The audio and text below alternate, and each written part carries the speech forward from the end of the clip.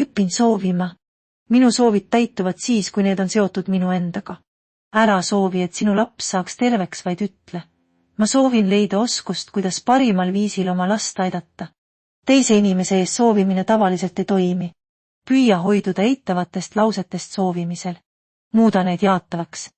Kui ütled, et ma ei taha, siis tõenäoliselt saad just seda, mida sa ei tahtnud. Küsimuse asemel kas ja millal, küsin miks. Soovin leida oskusi, teadmisi, sõnu ja teguviisi, mis aitaks parandada minu suhteid kellegagi.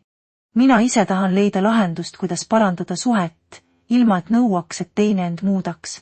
Kõigepealt on vaja muuta iseennast, leida enda seest põhjus, miks teine minuga niimoodi käitub. Kui unistan millestki või kellestki, siis kutsun selle oma reaalsusesse.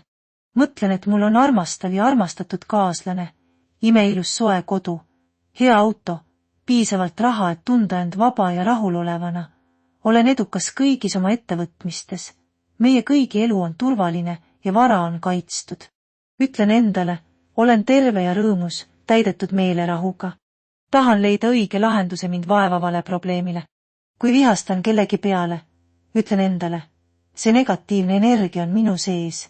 See on võõras energia. Küsin endalt, miks ma tunnen seda tunnet, mis oleks, kui laseks sellest lahti. Ütlen käskivalt, lase lahti. Küsin ja ütlen seda seni, kuni see tunne kaob.